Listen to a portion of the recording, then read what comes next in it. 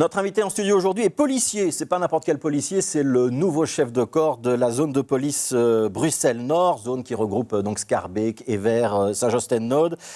Nouveau patron qui est psychologue de formation. Il est entré à la police il y a déjà 27 ans. C'était en 95 et c'est un visage que vous allez sûrement reconnaître puisqu'il a été auparavant porte-parole de la zone de police Bruxelles XL. Il a prêté serment il y a tout juste 3 semaines. C'était le 13 janvier. Bonjour Olivier Sloss, bienvenue dans ce studio. Merci de nous accorder cette interview 3 semaines après l'installation. Qu'est-ce qui vous motive à quitter une fonction dans laquelle on est bien installé, dans la plus grande zone de police du pays, Bruxelles XL, où vous étiez membre du comité de direction, et puis prendre un poste qui va peut-être être moins médiatique, vous n'êtes plus porte-parole, on vous verra moins souvent, mais vous serez peut-être plus exposé? Oui, ce qui me motive, c'est, il y a deux aspects. Il y a le contenu, bien sûr, c'est le fait que la zone Bruxelles-Nord a toujours été une zone aussi qui m'a un peu intrigué parce qu'elle menait des projets innovants, était dynamique. Donc, et au fil des années, je menais certains projets qui étaient aussi... Vous travailliez déjà avec cette zone-là, avec en collaboration. cette zone-là, donc ça m'a permis de découvrir un nombre de personnes. Et le modèle particulier aussi, qui est un modèle de police de proximité décentralisée, pas uniquement dans la structure, mais aussi dans la façon de travailler, ou la réflexion par rapport à ce qui est nécessaire comme action, réaction, etc., est menée vraiment au sein des 5 commissariats. Ouais, et donc, il y a 5 commissariats, il y a 900 policiers. Tout à fait, ouais. Ça va être un travail très différent de celui de la zone de police Bruxelles-XL. Il n'y a pas les manifestations, il n'y a pas le piétonnier. C'est quoi les grands enjeux pour vous? Les grands enjeux sont... il y a la gare du Nord, bien sûr, qui est particulière. Il y a la sécurité routière. Et puis, il y a justement aussi cette particularité de trouver les bonnes réponses aux phénomènes qui se manifestent dans les 3 communes, dans les secteurs, etc. Donc, cette façon de travailler plus dynamique, de trouver les réponses au bon endroit. Alors, on vient de parler de la gare du Nord. Je voudrais qu'on regarde ensemble un extrait d'un courrier qui a été envoyé au mois de novembre par les 3 bourgmestres de la zone, Cécile Jodogne, Ridouane Chahid et Emir Kir, à la ministre de l'Intérieur, Annelies van Leerden. Dans ce courrier, il se plaignait du fait, on va le voir le courrier, il se plaignait du fait que le quartier de la gare du Nord mobilisait un grand nombre de policiers. Si l'État fédéral demeure dans son attentisme, nous nous réservons le droit d'interdire certains accès à la gare du Nord ou de faire usage de nos pouvoirs de réquisition de la police fédérale. C'était un gros coup de semonce des 3 bourgmestres. C'est quoi le partage entre la police fédérale et la zone de police locale à la gare du Nord? Et c'est quoi le fond du problème finalement? Parce que les commerçants, les riverains n'arrêtent pas de dire que l'insécurité, l'agressivité est en train de monter dans ce quartier. Oui, vous avez cité 2 publics, mais la particularité du quartier, c'est justement qu'il y en a beaucoup plus. Donc il y a des habitants, c'est un axe commercial très important pour la région bruxelloise. C'est une gare extrêmement importante au niveau même du pays, en termes de fréquentation. Et puis il y a de la prostitution. Il y a le parc Maximilien avec des gens qui attendent l'office étranger et la prostitution et les clients de la prostitution. Et donc tous ces aspects ont des caractéristiques qui dépassent aussi un peu le territoire. L'axe commercial attire des gens qui viennent un peu de partout. Au niveau de la prostitution, il y a des réseaux parfois internationaux. Il y a la migration avec la présence des migrants aussi. La gare avec... Les bourgmestres pointaient ça, le fait que parfois des migrants étaient arrêtés mais qu'on ne pouvait pas les expulser parce qu'ils viennent d'Érythrée, du Soudan, etc. Et que finalement, quelques jours après, on les retrouvait. C'est une difficulté pour les policiers?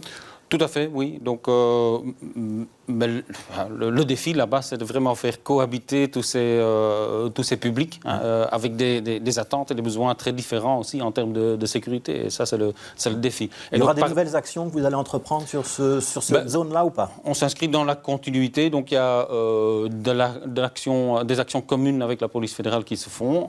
Mais il y a aussi de la coordination donc, qui s'est améliorée. Ce qui reste un peu un défi aussi, c'est d'assurer que certainement au niveau de la gare, qui est un village en soi quelque part avec pas mal d'activités, c'est que toutes les fonctionnalités de base de la police soient représentées là-bas. Et donc il y a un partage territorial entre police locale et police fédérale. Donc là, on compte naturellement sur les partenaires. Et ça marche la collaboration entre les 2 niveaux? Ça nous a permis de réagir quand même par rapport à ce qui avait été détecté, des événements plus violents, utilisation de couteaux, etc. C'est clairement pas encore suffisant suffisant. Donc il y a aussi une dynamique de plus profonde, en profondeur, qui doit s'installer. Ça mobilise une partie importante de vos effectifs? Oui, tout à fait. Oui. Il y a aussi une solidarité entre les commissariats pour... On peut savoir combien il y a d'hommes sur la gare du Nord ou dans le quartier de la gare du Nord de manière quotidienne? Ça dépend de jour en jour, donc Vous n'allez pas nous donner de chiffres. Non, exactement. Ça, c'est quelque chose que j'ai gardé du fait d'être porte-parole. Oui. De fait d'être porte-parole, de parfois garder le silence parfois, ou le secret. Alors, il y a un autre enjeu, évidemment, c'est de reconnecter la police aux citoyens pour que le citoyen ait le sentiment que c'est bien sa police qui le représente. Commençons peut-être par les jeunes. Il y a une grosse opération dans cette zone de police-là qui s'appelle Team School. Team School. Je pense qu'il y a 90 policiers qui y participent, qui font le tour des écoles, qui font des petits exposés, qui expliquent leur métier. Et puis après, il y a un contact qui est gardé avec les réseaux sociaux. Ça sert aux jeunes, évidemment, j'imagine, de découvrir le métier de policier et d'avoir un contact. Ça sert aussi aux policiers? C'est utile? Oui, c'est vraiment dans les deux sens que ça fonctionne. Et il y a la découverte du métier, donc c'est une chose, mais c'est aussi la création de liens différent de l'image qui est parfois véhiculée sur les médias sociaux, etc. Et donc, on donne une autre image, on montre aussi toute la nuance et toute la complexité du travail policier aussi, les différents métiers qui se trouvent au niveau de la police. Et donc, justement, ça nous permet, à travers le canal sur les réseaux sociaux, parfois de récolter aussi certains besoins en termes de sécurité, être informé par rapport à certaines situations et de pouvoir réagir. Donc, ça nous permet aussi d'être vu comme partenaire et non plus comme adversaire, on peut dire ça? Peut-être pas nécessairement comme partenaire, mais comme un acteur qui a une offre de service pour ce public-là, pour les enfants, les jeunes. Et donc, on vise vraiment 0 à 18 ans. Et donc, Team School, ça va se poursuivre. Le nouveau chef de corps ne va pas interrompre l'expérience. C'est quelque chose qui fonctionnait déjà très bien et c'est vraiment quelque chose qui est une force. On a beaucoup parlé de violences sexuelles ces derniers mois, avec notamment l'affaire Balance-Ton-Bar, sur une autre commune, dans une autre zone. Et parfois, la difficulté pour les victimes de porter plainte. Je sais que dans votre précédente fonction, vous avez travaillé sur le CPVS, c'est le Centre de prévention de violences sexuelles.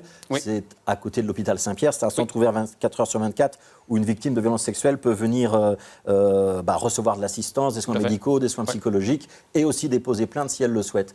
Un seul centre pour toute la région bruxelloise, c'est suffisant? Ou est-ce que vous allez avoir une duplication sur la zone nord ou peut-être un guichet sur la zone nord? L'option prise, c'est un projet fédéral. Donc l'option prise, c'est d'avoir un centre pour la région bruxelloise. Donc c'est clair que le centre qui existe aujourd'hui n'est pas assez grand pour accueillir. Il va avoir des budgets supplémentaires pour s'agrandir. Non, ça c'est prévu et donc l'extension est prévue en principe pour cette année. Mais si je suis victime d'une violence sexuelle, je peux me présenter dans un commissariat à Scarbeck et vers Saint-Josse, je serai quand même bien reçu? Ça, c'est l'objectif, oui, voilà, exactement. Donc, peu importe, déjà aujourd'hui, on voit ça dans les chiffres qu'il y a le CPVS, il y a pas mal de gens qui vont au CPVS, mais il y a toujours pas mal de gens qui vont dans les commissariats aussi, parce qu'ils le connaissent, parce qu'il y a ce lien, parce qu'ils habitent le quartier, etc. Et donc, ce bon accueil, on ne peut pas uniquement compter sur un endroit pour l'assurer. Vraiment, n'importe qui peut être la personne qui va être en premier lieu en contact avec des victimes. Une dernière question sur la sécurité routière. Bruxelles, c'est une ville 30 maintenant. La commune de Scarbeck vient d'annoncer un nouveau plan de mobilité. Ça va être un défi de faire respecter tous ces sens interdits, ces zones 30 dans les années à venir? Un défi, c'est notre job. Il y a deux aspects. Je crois qu'il faut... on doit continuer les efforts en termes de sécurité routière pour tout le monde sur la zone. Et puis accompagner aussi cette mobilité qui change dans la ville. Et donc, c'est ça notre rôle. Et donc, plus de trottinettes, plus de vélos. Voilà, exactement. Plus de moyens de transport actifs et donc parfois aussi plus vulnérables. Et donc, on doit continuer les efforts qui ont déjà été entamés en termes de matériel et de personnel. Mais en termes de visibilité, etc. Ça veut dire que vous allez mettre plus de policiers à vélo, par exemple? Je crois que c'est surtout la visibilité, la transparence par rapport à ce qu'ils font, la réactivité sont des choses importantes pour que les citoyens voient ce qui se passe. Parce qu'on voit en fait dans les chiffres que nos chiffres sont meilleurs. On voit aussi qu'on a un peu moins de feedback du public. Et donc cette année-ci, pour un peu prendre la température au niveau de la circulation, on va lancer un monitoring, donc un questionnaire à la population par rapport à la sécurité routière, justement pour savoir quelle est la situation, où sont les priorités, etc. Merci beaucoup, Olivier Stoss, merci d'être passé dans ce studio.